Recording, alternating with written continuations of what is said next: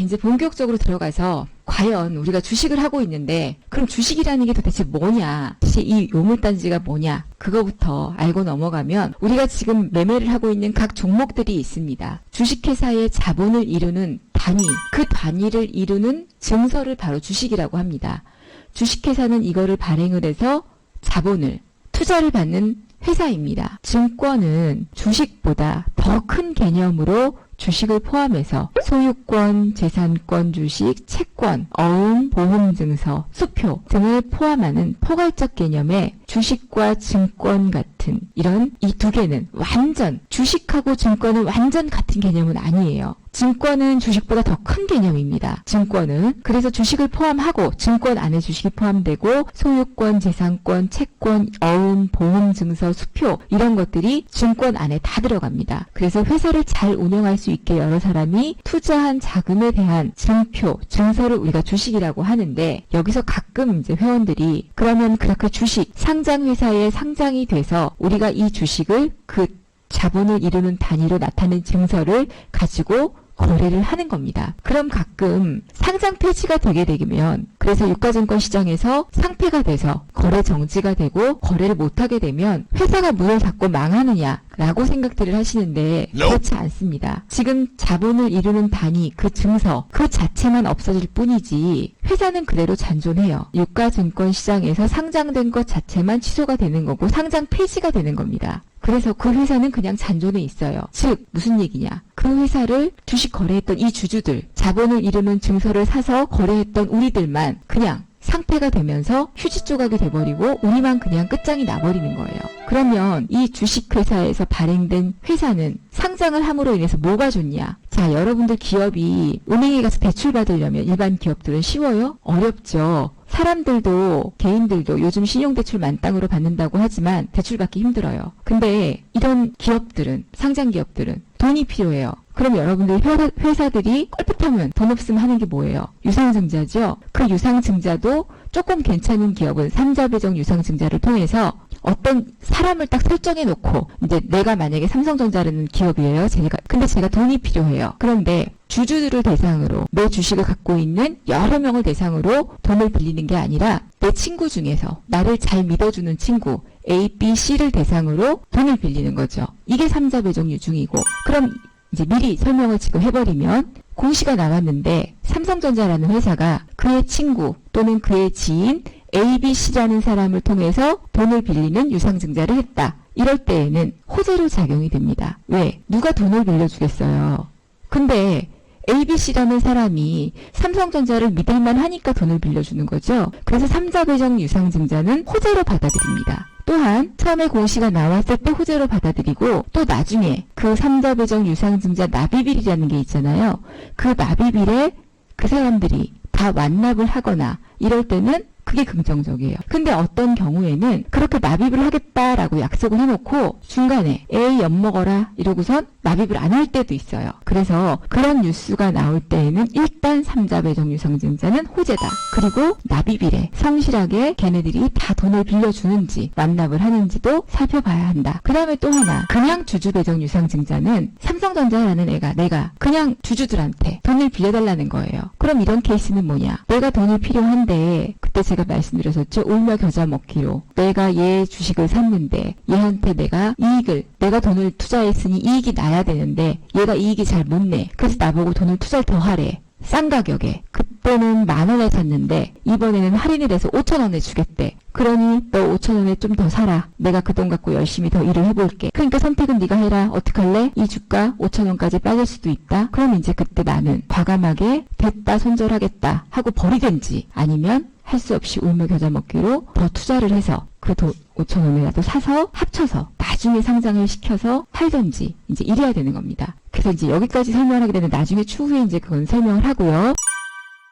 자, 이런 게 이제 바로 주식이라는 건데, 그러면 거래 시장 이제 용어들 중에서 여러분들이 주식 시장에는 정말 많은 용어들이 있어요. 근데 제가 용어를 분류를 해놨습니다. 여기서 여러분들이 아는 용어들도 있고 모르는 용어들도 있을 겁니다. 거래 시장에 따른 용어를 분류해보면 우리가 늘 말하는 유가증권 시장, 증권거래소에 상장된 주식, 채권, 수익증권이 매매되는 그런 곳으로서, 자, 그럼 코스피 200은 뭐냐? 코스피 시장 중에서 거래되는 대표적인 200개 종목으로 구성이 되어 있습니다. 그래서 우리가 말하는 시가총액 상위 종목들, 물론 그건 변동이 되기도 합니다. 그래서 여러분들이 예전에 맨날 제가 시가총액 상위 종목 시가총액 상위 50위권 종목만 갖고 매매를 하겠습니다 라고 얘기들을 하면 그거는 사실 말이 안 돼요. 왜? 시가총액 상위 50위권 종목들은 바뀌거든요.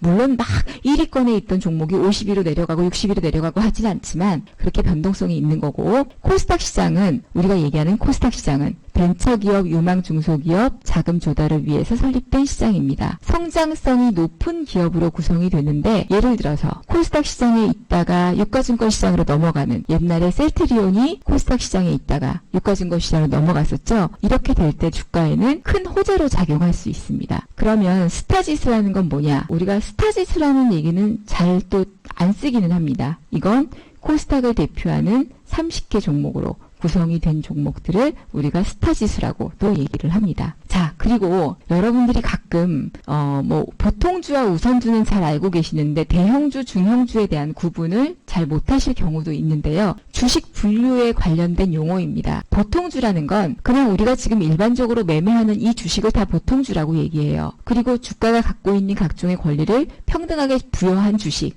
이런 걸 우리는 보통주라고 합니다. 굳이 보통주에 대한 건 설명을 안 드려도 되고, 주주총회 참여 의결권 행사가 가능한 주식입니다. 그래서 보통주 같은 경우는 나중에 주총이 있거나 연말 같은 데 보면 집으로 쪽지 날라옵니다. 혹시 집에다 주식하는 거 알리지 않으신 분들은 연말에 꼭 집에 그 주총 참여 쪽지가 날라와서 걸립니다. 그거 잘 관리들 하시고요. 그 다음에 우선주라고 돼 있는 건 뒤에 우라고 써 있습니다. 삼성전자 우. 그럼 이 우선주는 뭐냐? 경영 참여의 의결권이 없어요. 근데 엄밀히 따지면 여러분들이 주총에 나가서 경영 참여를 하실 건 아니잖아요. 하실 분들은 보통주를 꼭 사셔야 돼요. 내가 삼성전자 주총에 나가서 이재용이하고 한판 붙을 거나 이럴 것 같으면 보통주를 사십시오. 그런데 사실 그런 경영 참여의 의결권이 없기 때문에 개인들은 우선주를 사도 무방은 해요. 왜? 우선주 같은 경우는 그런 의결 참여권이 없기 때문에 배당이 세요. 그래서 이익 배당이나 자녀 재산을 분배하는 경우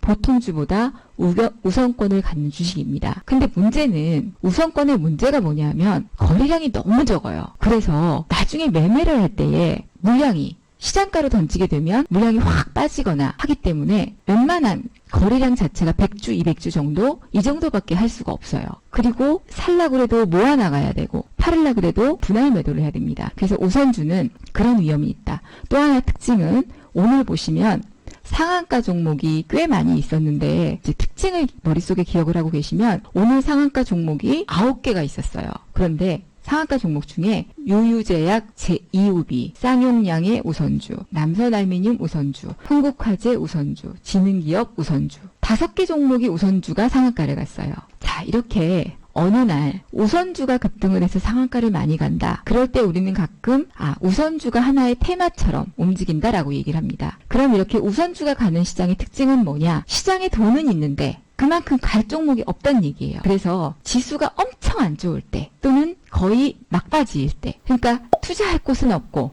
돈은 있고 그리고 거의 끝자락일 때, 요럴 때 우선주들이 움직입니다. 그래서 전문가들도 그렇고 시장에서 바라볼 때 이제 막바지에 왔구나, 요럴 때 우선주들이 치고 올라와요.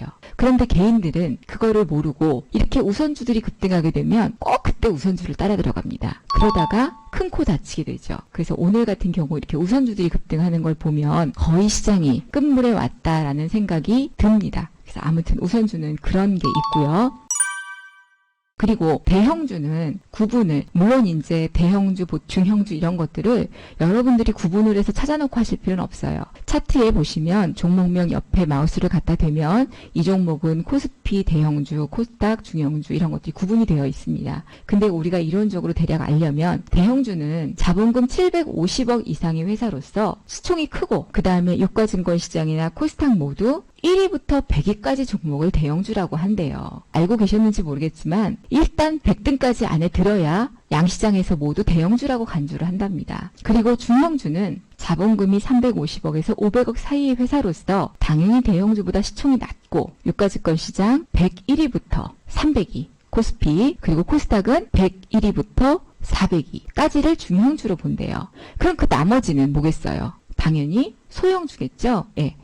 그래서 우리가 대략적으로 종목들을 구분할 때 얼핏 그냥 어림잡아 그냥 중형주, 대형주, 중소형주 이렇게 하는데 이제는 확실하게 알았습니다. 뭐라고요? 100위까지는 무조건 대형주, 그 다음에 코스피는 300위까지는 중형주, 코스닥은 400위까지를 중형주 이렇게 본다. 그 다음에 소형주는 납입 자본금의 규모가 350억 미만의 회사로서 어중이 떠중이 대형주와 소형주도 아닌 그 나머지 애기들은 다 그냥 소형주다라고 보시는 겁니다. 그러면 대부분 이제 우리들이 매매하는 그런 잔챙이 종목들은 소형주인데 여러분들이 그 매매 금액이 2,000원, 3,000원짜리라고 해서 소형주는 다 아니에요. 그런 2,000원, 3,000원, 1,000원짜리 일지연정 코스피 종목도 있고 그리고 규모 자체가 큰 종목도 있습니다. 그래서 결코 지금의 주가 자체가 뭐 1,000원, 2,000원, 3,000원짜리라고 해서 이 종목이 코스닥 소형주일 것이다 라는 그런 선입견 자체는 버리시고 먼저 일단 종목을 볼 때 이제 배웠으니까 기업 재무제표를 보시면서 자본금의 규모가 얼마냐 일단 이제는 딱 자본금을 보면 중형주인지 소형주인지 대형주인지 이거는 구분할 수 있을 정도의 기본 지식은 베이스는 알았잖아요. 그래서 그걸 먼저 보시고